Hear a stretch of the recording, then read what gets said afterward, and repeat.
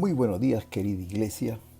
Esta mañana, dentro de la serie que hemos estado tratando en la iglesia sobre la casa de Dios, estaremos meditando en el último mensaje referido a este tema. El título de este mensaje es ¿qué encontraría Jesús si hoy viniera al templo?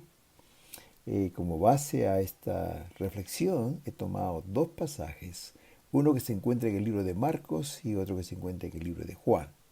Sin embargo, este pasaje lo relatan los cuatro evangelistas y el título de este pasaje es Limpieza del templo. Leamos lo que dice Marcos capítulo 11, versículo 15 al 17. Dice, vinieron pues a Jerusalén, y entrando Jesús en el templo, comenzó a echar fuera a los que vendían y compraban en el templo, y volcó las mesas de los cambistas y las sillas de los que vendían palomas, y no consentía que nadie atravesase el templo llevando utensilio alguno, y les enseñaba diciendo, ¿no está escrito, mi casa será llamada casa de oración para todas las naciones? Mas vosotros la habéis hecho cueva de ladrones. Y el pasaje de Juan capítulo 2, versículo 13 al 17 dice, estaba cerca la Pascua de los judíos, y subió Jesús a Jerusalén, y halló en el templo a los que vendían bueyes, ovejas y palomas, y a los cambistas ahí sentados, y haciendo un azote de cuerdas, echó fuera del templo a todos, y las ovejas y los bueyes, y esparció las monedas de los cambistas y volcó las mesas. Y dijo a los que vendían palomas, quitad de aquí esto, y no hagáis de la casa de mi padre casa de mercado. En estos dos pasajes nos muestra a un Jesús que estaba muy enojado. Es difícil para nosotros, queridos hermanos, imaginarnos al Señor Jesús, quien era todo amor, muy enojado con un azote de cuerdas en las manos, como dice Juan 2:14. Dice que halló en el templo los comerciantes que vendían bueyes, ovejas y palomas, y también ahí estaban a los cambistas sentados. Jesús estaba tan enojado que el verso 15 dice que hizo un azote de cuerdas y echó fuera del templo a todos. Esto significa que echó fuera a todas las personas que vivían allí, los comerciantes y a los cambistas de dinero. Pero también echó fuera a las ovejas, a los bueyes, y dice que tomó las mesas donde los cambistas tenían el dinero y esparció las monedas de los cambistas y volcó las mesas. Aquí podemos ver a un Jesús enojado, echando fuera a las personas, a los animales y echando al suelo todas las monedas que habían en esa mesa. Y a todos quienes estaban ahí, Jesús les dijo esto, quitad de aquí esto y no os hagáis la casa de mi Padre, casa de mercado. Es interesante, si usted analiza en el Antiguo Testamento lo que se podía y no se podía hacer en el templo, hermanos, pues vamos a encontrar que la venta de animales en el templo era legal, estaba permitida, es decir, no estaba prohibida. Dice la Biblia en Deuteronomio, capítulo 14, versículo 24 al 26, y si el camino fuere tan largo que no puedas llevarlo, por estar lejos de ti el lugar que Jehová tu Dios hubiera escogido para poner en él su nombre, cuando Jehová tu Dios te bendijere, entonces lo venderás y guardarás el dinero en tu mano, y vendrás al lugar que Jehová tu Dios escogiere, y darás el dinero por todo lo que deseas, por vacas, por ovejas, por vino, por sidra, o por cualquier cosa que tú deseares, y comerás ahí delante de Jehová tu Dios, y te alegrarás tú y tu familia. Aquí leemos que si un judío vivía a gran distancia del templo, podía llevar el dinero, y cuando estaba en el templo podía comprar allí el animal que quería sacrificar a Dios. Pero este servicio, esta actividad que estaba permitida y que fue útil en el tiempo, lamentablemente, se hizo un negocio lucrativo. Es por esta razón que en el Evangelio de Juan, Jesús le dijo a todos los que estaban allí reunidos, en medio de la gran fiesta que se acercaba, la fiesta de la Pascua, donde venía gente de todo el mundo a ofrecer sacrificios.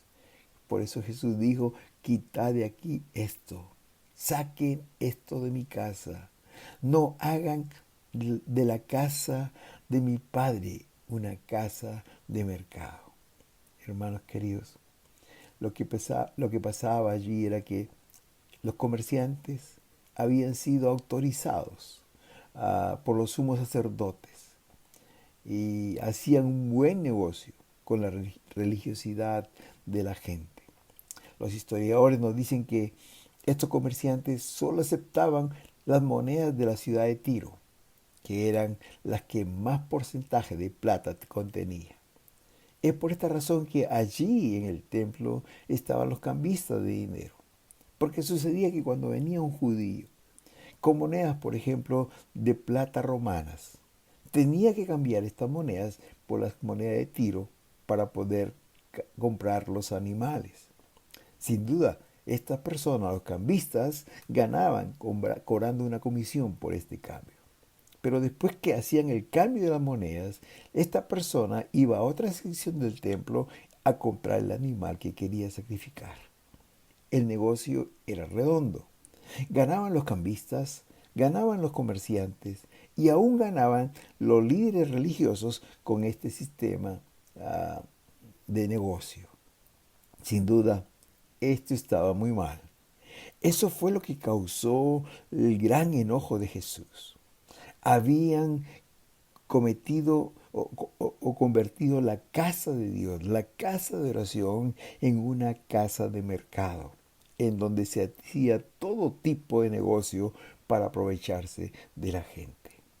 El evangelista Mateo es mucho más fuerte en sus comentarios al referirse a los comerciantes, a los cambistas y a los religiosos. Y les dice allí en el capítulo 11, versículo 17, mi casa será llamada casa de oración para todas las naciones.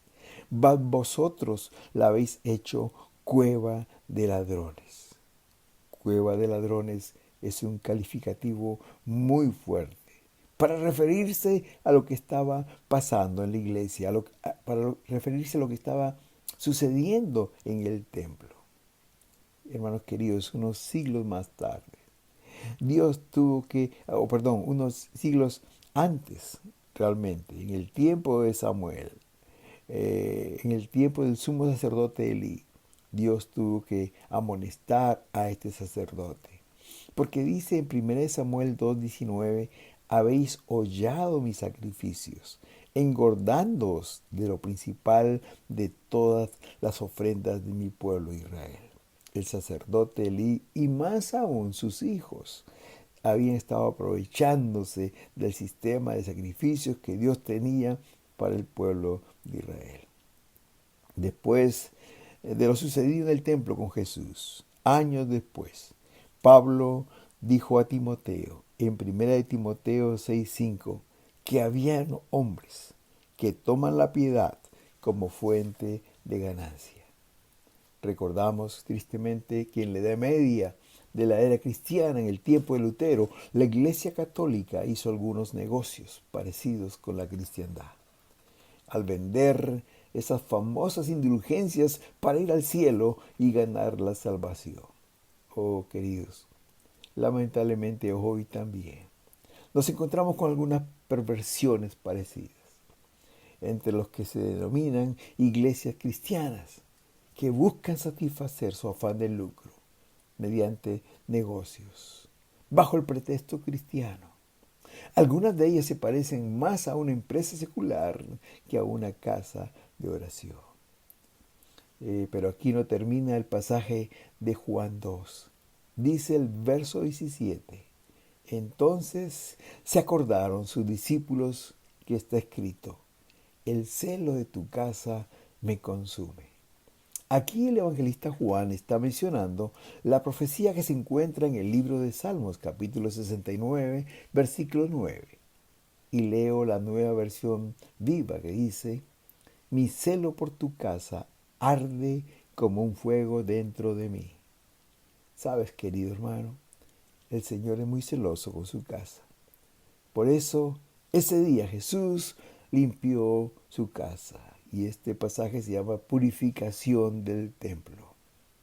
Cuando leo estos dos pasajes, el de Mateo y el de Juan, me hace reflexionar y me pregunto, si el Señor viniera hoy, ¿qué hallaría en su casa? ¿Qué es lo que le causaría enojo y dolor? ¿Qué es lo que encontraría en el templo? ¿Qué es lo que le molestaría?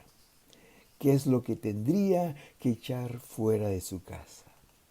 Queridos hermanos, la Biblia nos muestra un Dios que no solo es celoso por su casa, como lo dice: mi celo por tu casa arde como un fuego dentro de mí, sino que también la evalúa y manifiesta lo que hay en ella y no le agrada. En el libro de Apocalipsis, capítulo 2 y 3, el apóstol Juan manifiesta algunas cosas que Dios encontró en su iglesia y que no le agrada. Y me llama la atención que repetidas veces el Señor va a decir: conozco bien lo que pasa dentro de ti. Conozco esto, conozco lo otro. Porque el Señor sabe, conoce lo que hay en el templo y lo que pasa dentro del templo.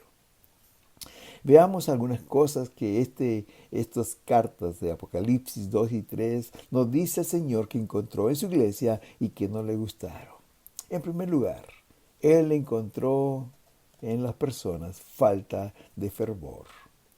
Una de las cosas que el Señor encontraría en su casa, es decir, en su iglesia, es la falta de fervor. Es decir, la falta de amor, la falta de pasión por Dios. Encontraría que habrían personas que estaban interesadas más en otras cosas del mundo que en las cosas de Dios. Habían otras cosas que habían tomado prioridad. Por eso que el Señor le dijo a la iglesia de Éfeso en Apocalipsis 2, 22, 2, 4, perdón, 2, 2 al 4. Conozco tus obras, conozco tu arduo trabajo y paciencia. Conozco que no puedes soportar a los malos y has probado a los que se dicen ser apóstoles y no lo son, y los has hallado mentirosos.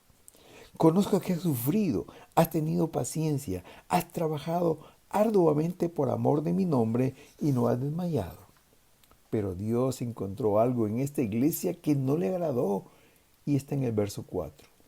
Pero tengo contra ti que has dejado tu primer amor. Dice la traducción del lenguaje actual: sin embargo, hay algo que no me gusta de ti, y es que ya no me amas tanto como me amabas cuando te hiciste cristiano. Es decir, iglesia, ya no tienes el amor que tenías cuando recién me conociste. Te falta amor, te falta pasión, te falta ponerme en primer lugar como en aquel tiempo. La palabra de Dios dice que debes amar al Señor tu Dios con todo tu corazón, con toda tu alma, con toda tu mente, con todas tus fuerzas. Es decir, Dios debe ser el primer lugar en tu vida. Te pregunto el día de hoy, ¿amas a Dios como Él te lo pide? ¿O has perdido tu primer amor? En segundo lugar, el Señor encontraría, dice Apocalipsis 2:14, idolatría. Dice este versículo: pero tengo unas pocas cosas contra ti, que tienes ahí a los que retienen la doctrina de Balaam, que enseñaba a Balac a poner tropiezo ante los hijos de Israel, a comer de cosas sacrificadas a los ídolos y a cometer fornicación.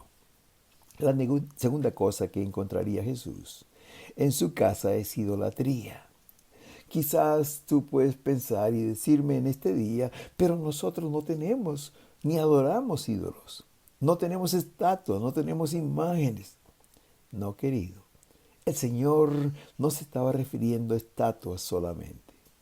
Porque la palabra ídolo es aquello que desplaza a Dios. Es aquello que toma el primer lugar en nuestras vidas. Y aquí no se está refiriendo a estatuas o imágenes, no, hermano. Un ídolo puede ser el trabajo, Un ídolo en tu vida puede ser el dinero, puede ser aún un deporte y aún puede ser una persona o un hijo. Un ídolo, sin darnos cuenta, queridos hermanos, puede convertirse en nuestro Dios. Y Dios nos dice allí en Éxodo 23, en los 10 mandamientos, no tendrás dioses aparte de mí. No tendrás dioses ajenos delante de mí. Querido hermano, como dije, aún una persona o un hijo se puede convertir en un ídolo y puede desplazar a Dios en nuestras vidas. Recuerdan el caso de Isaac, el hijo de Abraham tan deseado, el hijo que lo tuvo a los 100 años y su esposa a los 90 años, el hijo de la promesa. En poco tiempo, este niño se había convertido en un ídolo para el papá y Dios tuvo que probarlo. Y Dios le mandó que sacrificara a su hijo. Lo hizo para probarlo, porque el hijo había desplazado. Si el Señor no hubiera hecho esto, algunos comentaristas dicen que Abraham hubiera caído en idolatría y se hubiera alejado de Dios. Pero el Señor lo volvió al camino. Si el Señor vendría al templo hoy, pregunto, ¿qué encontraría? ¿Encontraría idolatría en tu vida? ¿Qué ídolos hay en tu vida que en sentido figurado necesitas llevar al monte Moriah, donde Abraham llevó a su hijo a sacrificarlo y le demostró a Dios que Dios seguía siendo el primer lugar en su vida? Querido, si el Señor viniera hoy, ¿encontraría ídolos en tu vida? ¿Qué ídolos hay en tu corazón? Primero, Dios encontraría la falta de fervor, que hemos dejado el primer amor. En segundo lugar, encontraría idolatría. En tercer lugar, dice la palabra que también encontraría inmoralidad sexual. Capítulo 2 de Apocalipsis, versículo 20 dice, pero tengo unas pocas cosas contra ti, que toleras a esa mujer, Jezabel, que se dice profetiza, que enseña y seduce a mis siervos a fornicar y a comer cosas sacrificadas a los ídolos. Juan describe aquí a Jezabel como una persona influyente en la iglesia. Aún se dice profetiza, se creía profetiza, pero que usaba esta posición para atraer a los miembros de la iglesia al pecado. Esta mujer estaba enseñando a los miembros de la iglesia que fueran amigos del mundo y a las prácticas que el mundo tiene: la fornicación, el adulterio, la inmoralidad sexual. Es por eso que Apocalipsis 2:14, y leo la Nueva Versión Internacional, dice, sin embargo tengo unas cuantas cosas contra ti, que tú toleras allí a los que se aferran a la doctrina de Balaam, el que enseñó a Balac a poner tropiezos a los israelitas, incitándolos a comer alimentos sacrificados a los ídolos. Y escuchen esto, y a cometer inmoralidades sexuales. La versión Palabra de Dios para Todos dice, sin embargo tengo algunas cosas en tu contra. Hay entre ustedes algunos que están cometiendo pecados sexuales. Oh, queridos hermanos, ¿qué encontraría el Señor si viniera a la iglesia hoy? Encontraría personas involucradas en adulterio, en fornicación, en inmoralidad sexual. Es por eso que Pablo aconseja al joven Timoteo en 2 Timoteo 2:22. Huye de las pasiones juveniles y sigue la justicia, la fe, el amor y la paz con los que de corazón limpio invocan al Señor. Le decía a Timoteo, huye de las pasiones juveniles, huye de la fornicación. Y en Deuteronomio capítulo 5, versículo 18, uno de los 10 mandamientos dice, no cometerás adulterio. Queridos, si Jesús vendría hoy a la iglesia, ¿qué encontraría? Encontraría inmoralidad sexual, adulterio, fornicación, pornografía, viviendo como si fuéramos del mundo. Te pregunto en esta mañana, ¿cómo está tu vida sexual? ¿Estás en fornicación? ¿Estás viviendo en adulterio? Estás consumiendo pornografía. Todo esto, querido, es impureza sexual que Dios rechaza categóricamente. Si el Señor vendría hoy a la iglesia, encontraría estas cosas en tu vida. En cuarto lugar, dice el libro de Apocalipsis 3:2 que encontraría falsa piedad o, en otras palabras, más conocida, hipocresía. Aquí dice, el Señor parece estar vivo, pero en realidad estás muerto. Y he leído la Nueva Versión Internacional. Es decir, aparenta ser lo que en realidad no eres. En 2 Timoteo capítulo 3, versículo 5, Pablo describe a estas personas de la siguiente manera. Y leo otra vez la Nueva Versión Internacional. Tendrán apariencia de piedad, pero con sus hechos lo negará. La Nueva Traducción Viviente dice, actuarán como religiosos. Es muy interesante esta frase, actuarán como religiosos. Porque aquí el significado de la palabra actuar es la palabra hipocresía. Un hipócrita en el tiempo antiguo era un actor. Un hipócrita era aquel que fingía o aparentaba lo que no siente o finge ser lo que no es. Son como aquellos actores en una obra teatral que lloran, se ríen y fingen en realidad lo que no sienten o actúan como otras personas lo que no son. Ellos dirán que aman y respetan a Dios, dice la palabra, pero su conducta dirá lo contrario.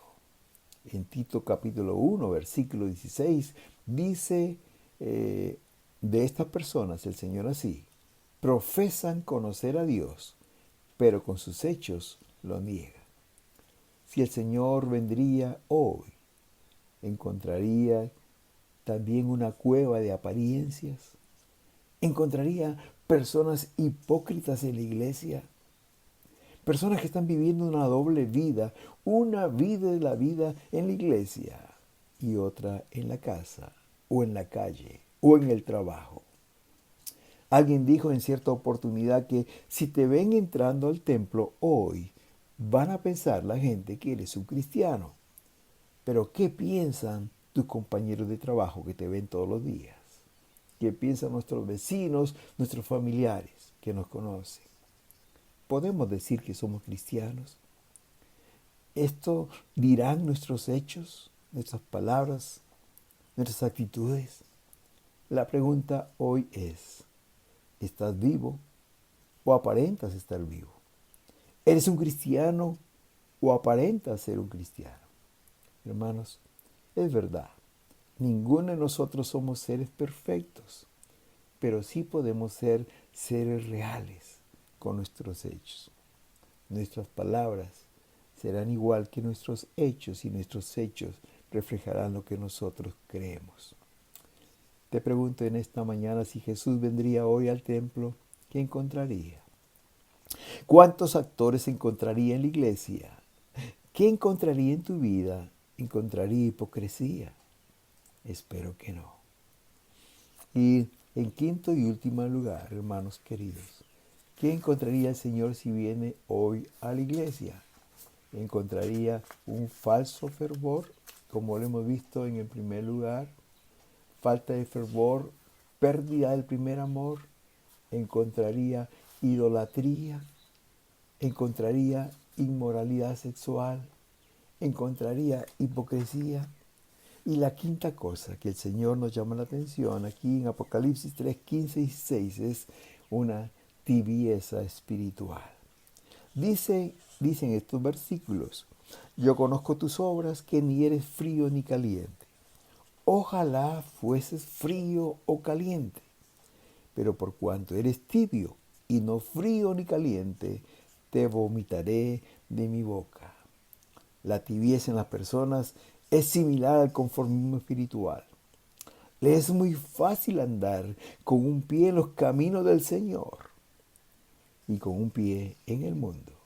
Por eso la Biblia dice, no eres frío, es decir, estás lejos del camino de Dios. Tampoco eres caliente ni involucrado completamente, eres tibio.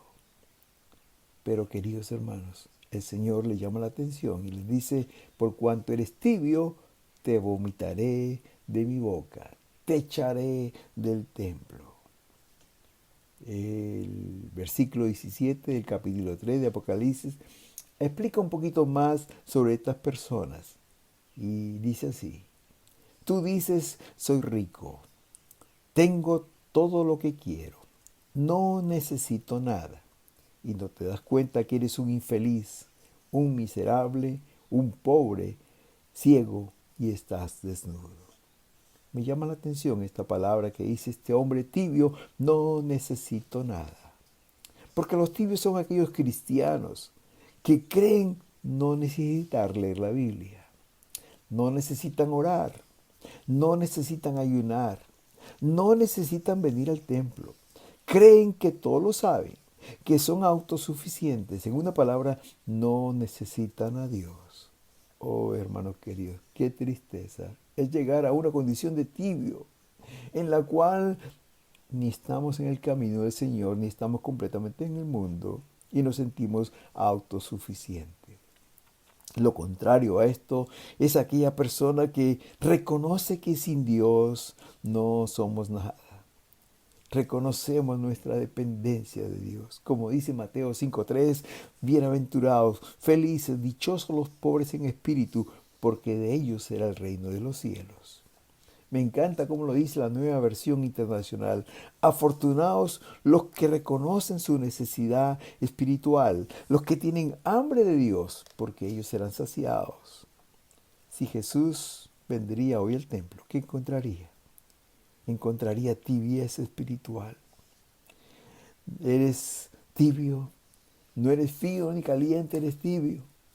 Oh, queridos hermanos, si hoy Jesús viniera al templo, ¿qué encontraría? Dijo Juan en el versículo 16 del capítulo 2, dijo a los que vendían palomas, quiten esto de aquí y no hagáis de la casa de mi Padre casa de mercado. Y en Marcos 11:17 dice, mi casa será llamada casa de oración para todas las naciones, van vosotros la habéis hecho cueva de ladrones.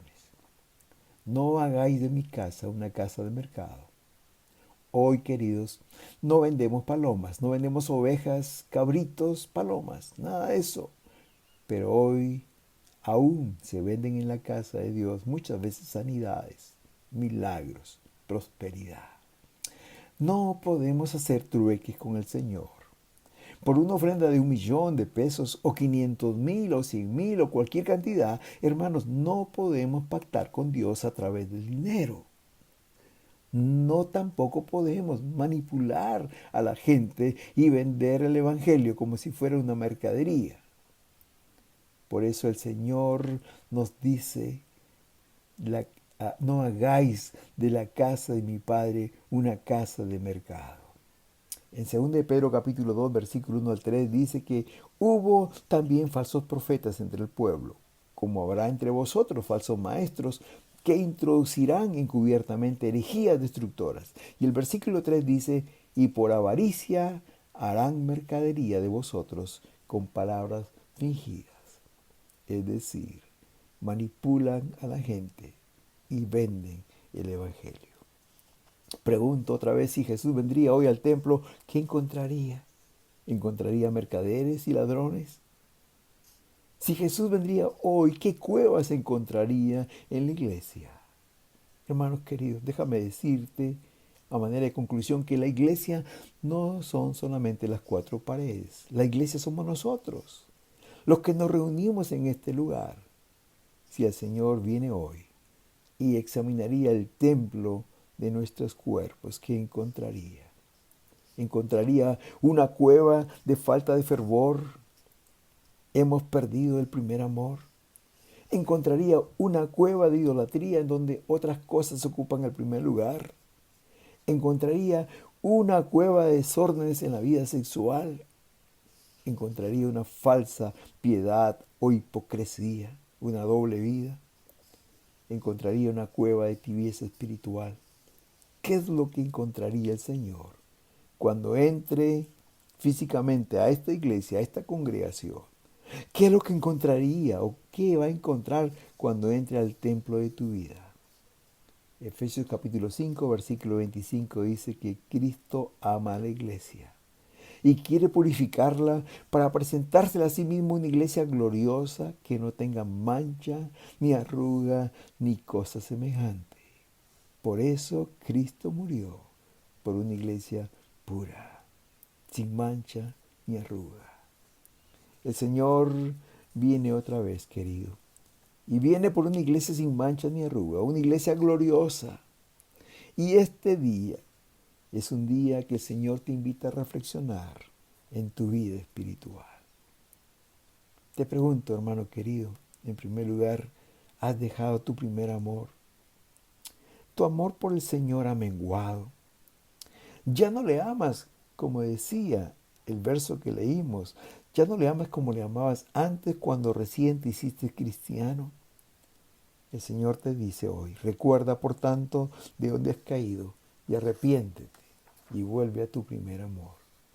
En segundo lugar te pregunto, ¿hay ídolos en tu vida? ¿Hay otras cosas, otras actividades, otras personas que han tomado el lugar de Dios? Te pregunto si quieres hoy llevarlos al monte Moriah, ahí donde llevó Abraham a su hijo Isaac a sacrificarlo y demostrarle que aún Dios era el primer lugar en su vida. ¿Qué ídolos tienes que sacrificar hoy? En tercer lugar te pregunto, ¿hay impureza sexual en tu vida? ¿Hay pecados con los cuales estás luchando y te quitan el gozo de tu Señor? ¿Hay fornicación? ¿Hay adulterio? ¿Hay impureza sexual en tu vida? El Señor quiere que dejes esas cosas que impiden que disfrutes de su presencia. En cuarto lugar, estás viviendo una falsa piedad, una doble vida, una vida en la iglesia, otra vida en el mundo, en la calle, en la sociedad, y estás cansado de esto. Hay hipocresía en tu vida. Quieres vivir una vida genuina y no estar aparentando. Ven al Señor hoy y entrégalo al Señor. Y en quinto y último lugar, te pregunto si hay tibieza espiritual en tu vida. No eres frío, no eres caliente, eres una persona tibia. Amas el mundo, pero amas las cosas de Dios también. Ya no lees la Biblia como antes. Ya no oras. Ya no tienes deseo de ayunar. Ya no tienes deseo de alabar al Señor, de venir a su iglesia. Es porque eres tibio espiritualmente hablando. Hoy te invito, ven al Señor. Dios no te quiere sacar de la iglesia. No. Dios quiere sacar de tu vida aquello que no honra el nombre de Dios. Jesús quiere purificar tu vida. Así como purificó el templo en aquella oportunidad de las cosas que estaban contaminando la casa de oración. Hoy también Él quiere purificar tu corazón. Ven, entrega estas cosas al Señor y comienza a vivir en libertad, como aquel tiempo cuando conociste al Señor con tu primer amor, con Cristo en primer lugar, sin ningún ídolo en tu vida, con una vida sexual pura, con una vida íntegra, transparente, honesta, viviendo una vida real y con una vida prendida en fuego para tu Señor. Oremos. Gracias, Señor, por tu palabra. En esta mañana pedimos que nos examines, que vengas hoy a mi templo, a mi casa, a mi corazón y saques de ahí todas aquellas cosas que no te agradan. Señor, te consagro mi vida.